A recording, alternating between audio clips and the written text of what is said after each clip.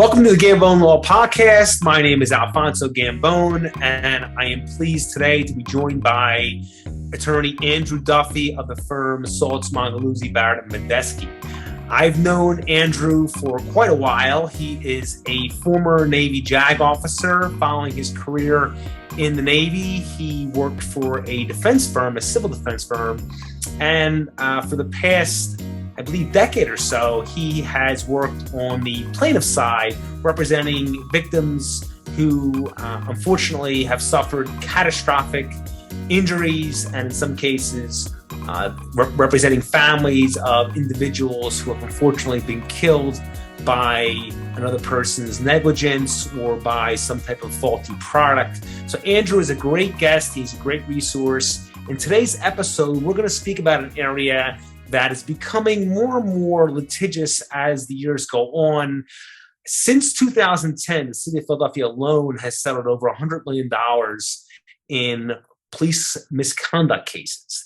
And in today's episode, Andrew and I will discuss those cases, how his firm represents individuals in these cases, and what they look for in these cases. I think it's a great topic. It's a topic that's going to be in the news a lot moving forward, both locally and nationally. So I hope you enjoy it and enjoy the podcast. Thank you. Today, again, I'm pleased to be joined by attorney Andrew Duffy, whose law firm, Saltz Mongeluzzi, is now involved in this area of the law. And Andrew, welcome to the podcast today. Alfonso, thanks for having me. I appreciate it. Andrew, this is one of the areas that I think is becoming more and more, I guess to use the word, litigious. It's an area where I think in the past, perhaps we didn't look at filing potential lawsuits against police departments and cities. So can you kind of tell us how this came about? Sure. I think you're seeing into a world that always exists. I mean, let's face it, you have really, really good cops out there. You have cops out there putting their life on the line to keep us all safe. And like any other profession in society, you have some bad apples. And now with the advent of more videos on everybody's cell phones, social media, immediate posting of what people see as far as the interaction between civilians and police, you are seeing much more of it because it's being captured. It's no longer the victim's word against the police officer's word. And so you are seeing a little more litigation. Unfortunately, you're absolutely right that Philadelphia in particular has paid out many, many claims over the last decade. But I'll highlight that is a very, very small minority of the police officers that are stepping out of bounds and creating these claims, as opposed to those that are trying to really do the right thing. So now these cases, what is a law firm like yours looking for in a case when a person or a family comes to you and says that we think that we have a possible claim involving police misconduct, or if you want to call it police brutality, what are you looking for? Well, there's obviously different levels of police brutality, police misconduct.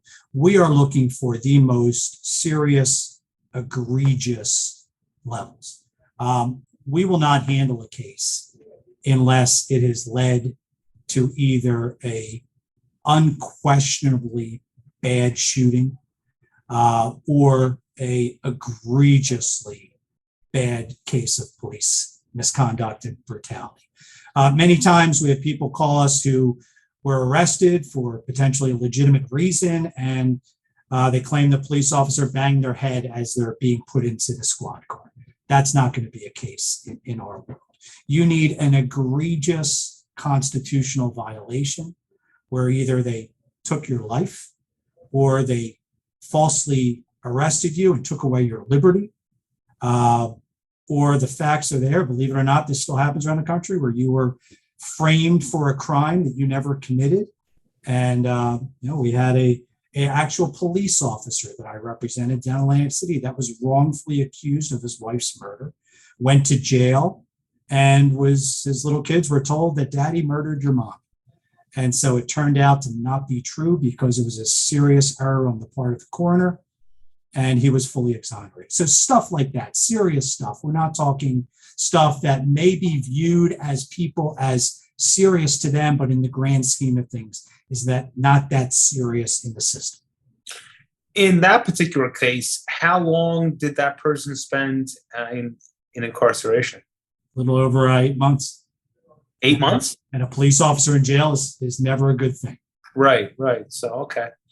So now, in these types of cases, in terms of the defendants that you would name, is it the department, the city, both? Is it the individual officers? What? When you actually file a claim for misconduct, what does that look like in terms of named defendants?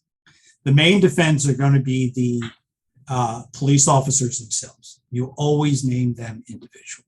Sometimes it's one officer that was involved in a wrongful death, bad shooting. Sometimes it's several officers that just beat the hell out of somebody that did not deserve that or was surrendering. Then on separate claims, you file the employer of the officer, whether it be the city of Philadelphia, New York City, Chicago. They are always brought in under a Supreme Court case called Monell that allows you to sue for claims specifically against the employer, not because they're responsible for the egregious acts of the officer, but because they have some type of custom or policy that violates constitutional rights. So that's who it always is. It's the officers and it's their employers. Okay. And then in terms of the firms defending these suits, I would imagine that the city has a firm representing them, and then the officer, would their union be defending that, or how does that typically? What type of defense teams do they typically have involved in these cases? The officers many times will have individual defense attorneys. Whether or not that's funded by the union usually depends on the egregiousness of the officer's act. Okay. The city will always have their in-house attorneys that work for the city, and sometimes they will bring in outside counsel if they think it's going to end up at trial. So that's the kind of the land of the defense attorneys. And unfortunately, these cases are legally difficult to prevail. You have to really know the law inside out. Police officers have what's called qualified immunity that the US Supreme Court has said that unless the officer violated a clearly protected constitutional right and acted wholly unreasonably, that they are going to be granted qualified immunity, which not only means that they don't have to pay money, but they can't be sued at all. You also have, these are heavily defended cases. And so you really have to know the in and outs of the legal intricacies of not only the state law claims, but also we can talk about the main claim that you bring in these cases is a civil rights claim under the original Civil Rights Act, Section 1983. So now, Andrew, a lot of these cases, it seems like we're seeing more and more of police being charged criminally, whether it be for some type of assault, or in most recently, there's been an officer in Philadelphia charged with murder. Now, when you have an officer charged criminally, how does that factor into your evaluation of the case? Well, as far as the valuation of the case, whenever you have the officer that we are, through our pleadings and client, accusing of misconduct, if that officer is charged criminally, that obviously furthers our pursuits of justice. But the interplay of the criminal and civil law becomes very complex. For example, immediately, if there's a criminal proceeding, the DA's office will intervene into our civil case and ask that our court shut our case down in what's called a motion for a stay until the criminal case is over. And then we have to walk a tightrope, because what our clients want is they want a sense of justice. And many a times they can obtain at least partially that sense of justice through the criminal prosecution. So we don't want to interfere with the criminal prosecution, but at the same time, we want to keep our civil case moving forward. So that's the original battleground. We want to fight that motion to stay, keep our case going. And many times our cases are stayed. They are basically shut down until there is some resolution of the criminal case. But moving forward in our criminal case, if there is a conviction, then that is extremely helpful because we can use that conviction to our advantage in the civil litigation. Well, I mean, with regards to a court shutting down the civil litigation while the criminal case is active, is that because potentially the defendant who is named civilly and the defendant who has been charged criminally, there's a possibility that that defendant may incriminate himself or herself during the course of that civil litigation? Is that the concern? There is an overriding concern with the criminal defendant's Fifth Amendment rights. Sure. And so the discovery, the ability to obtain information in a civil case, as you are aware, is far more expansive than in a criminal case. Whereas the prosecutor pretty much controls everything that they're supposed to turn over to the defense in a criminal prosecution, we as civil plaintiffs' attorneys, we proactively go after our pieces of information by conducting depositions, by sending out interrogatories. And what the DA is interested in is not having their criminal case screwed up by a civil attorney taking depositions of witnesses or trying to take depositions of the actual culprit, the perpetrator. They want to cleanly try their criminal case, and then they want the civil case to go forward after that so that nothing interferes with the criminal case. That's their position. That's what we're usually countering. We're saying that we can move forward in a mutually beneficial way in our civil case in order to keep the civil case going, because justice delayed is justice denied.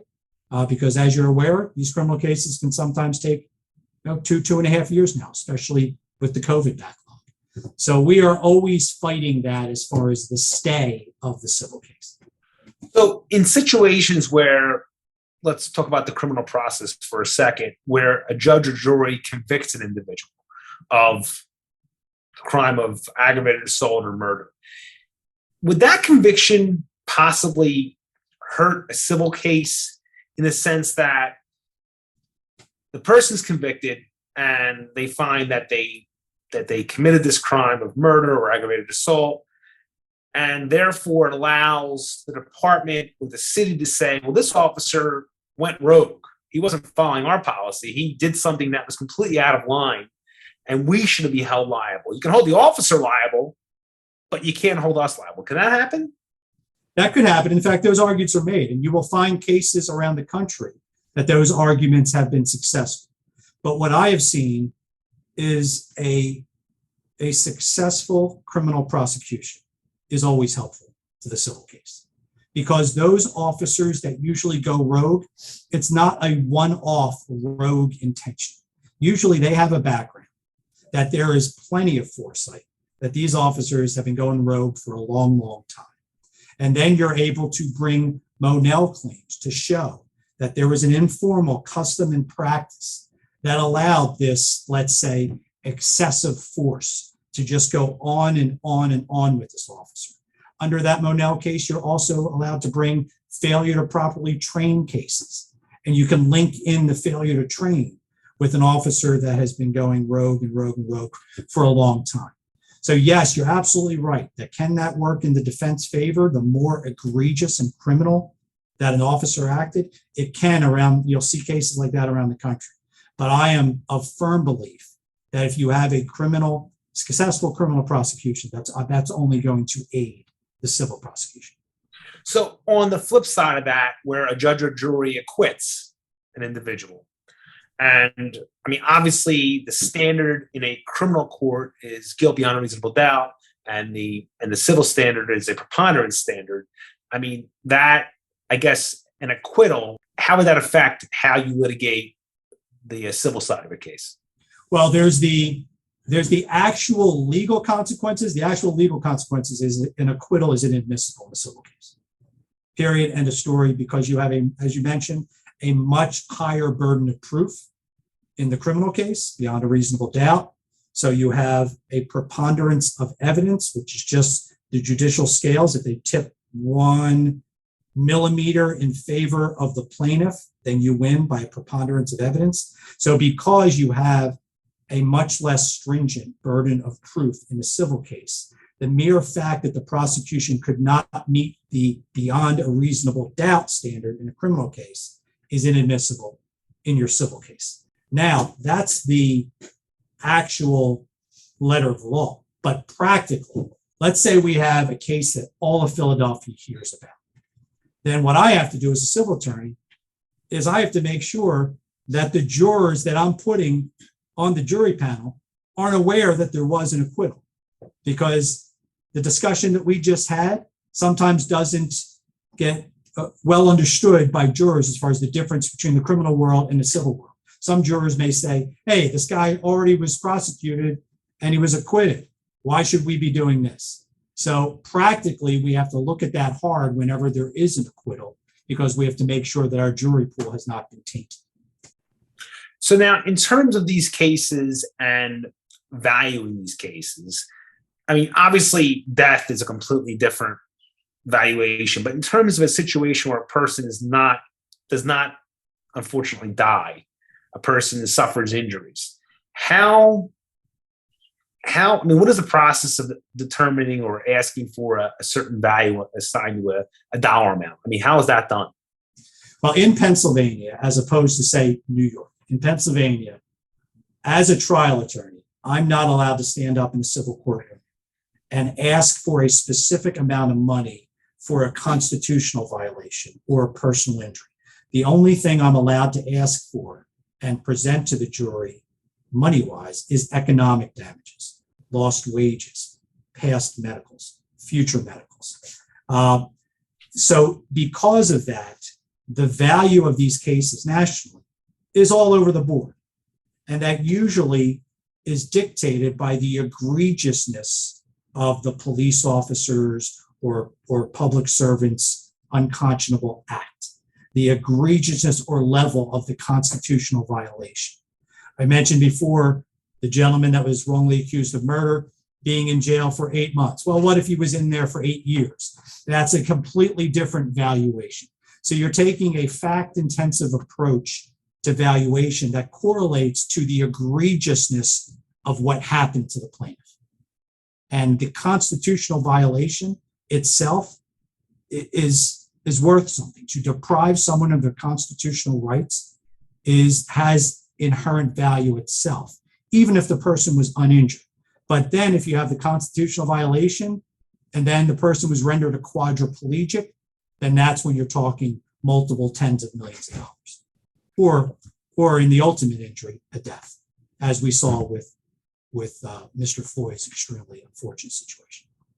Understood. So now, in terms of the length of time that these cases can take, I mean, obviously every case is different, but I mean, on average, from the time that a complaint is filed to possible trial or a possible settlement, what is the typical timeline in terms of these cases? Well, you have two different dockets because it depends on what claims you bring. Any state claims can be brought, if it happens in Philadelphia County.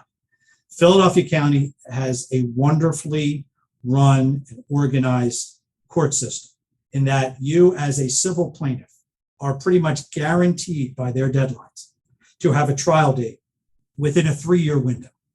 And that may seem like a long time. But usually when I tell my plaintiffs that, they're a little shocked that I'm referring to that as a rocket docket. But if you go out to the collar counties in Bucks, Montgomery, who, quite frankly, it's just a numbers game, they have fewer civil judges, then you could be looking at a 4 to 5 year pursuit of justice. Now, so Philadelphia is about a 2.5 to 3 year track. Then, whenever you bring a constitutional civil rights violation, you end up in federal court. So usually here, the Eastern District of Pennsylvania. And when we refer to the EDPA, where judges want to resolve things quickly, as the rocket docket, you will have less time to get your discovery done, and you will get quicker to trial in a federal court system than you will in just about any state court system in the country. So that could be 2 years. Okay. And then in terms of in that 2 year time, I mean, obviously you're collecting discovery and you're sending out discovery.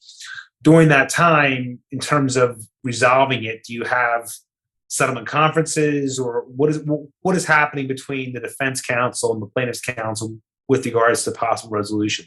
Are there court ordered meetings, or are there court ordered conferences, or what is that? These cases, civil rights cases, police brutality, wrongful shooting cases, usually go the distance. And any attorney handling them has to be upfront and honest with their clients that these are likely to go the distance. They are very motion and briefing intensive. There will be a lot of purely legal decisions that the presiding judge has to make. That said, the egregiousness and the likelihood of success by the plaintiff as viewed by the defense attorney, that will govern whether or not there's early discussions of settlement or no discussions of settlement at all. If the defendant believes that the plaintiff can't make their case, usually there's not a lot of settlement discussion. Until you get to basically the end of the case, after discovery, after expert reports have been exchanged, then there will be court-ordered settlement conferences where a judge tries to bring the sides together. And sometimes, although rarely in these cases, much more prominent in other civil cases, are private mediations. And in terms of private mediation, the mediator, how is that person selected? If the defense attorney calls me and says we would like to propose mediation, my response will be, let me check with my client. Assuming my client signs off on mediation, I will say we're agreeable to mediation. Please send us a list of your proposed mediators. And then we end up working from that list. If nobody on that list is acceptable, which is highly unusual, then we send our own list. And then that's the initial negotiation of who the mediator is going to be. In the early days of alternative dispute resolution, there used to be people that were pegged and pigeonholed as plaintiffs-friendly mediators, defense-friendly mediators. They are extinct. They have been vetted out because nobody would use them. If you're a defense attorney and you saw them as plaintiffs-friendly, they're not being selected. So now you have a core, especially in Philadelphia, you have a core of outstanding mediators that usually that's the only thing that plaintiffs' counsel and defense counsel are going to be able to agree to. And in terms of mediation, I would imagine that's a lot more expeditious than a trial track in a court, correct? It is. I will tell all my clients that as much as we love to try cases, which is my favorite thing to do in the practice of law, that a settlement where you wrap it up and you receive a negotiated, agreed to set sum of money within a very small time frame is the way to go if you can get there, because the trial, although you could potentially get a much larger verdict, could take not only the trial time, but the appellate time. You could be on appeal, especially in these cases, for 3 to 5 years or more. Usually, whichever side loses the trial is going to appeal.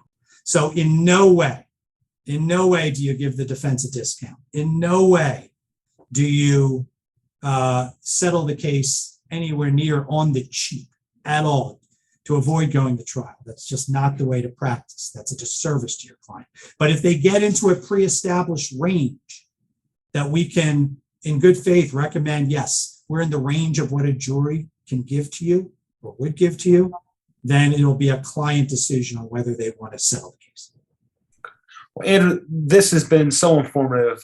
I just want to thank you for doing this today. I realize that you're very, very busy, and I think that it's brought out a lot of issues that I wasn't aware of. And these are cases that, I mean, we're seeing more and more of, and I think that they're important cases, and I think you're doing just a great job for people and their families, representing them in an area that, unfortunately, in the past wasn't brought to light. So again, thank you for doing this, and I appreciate it.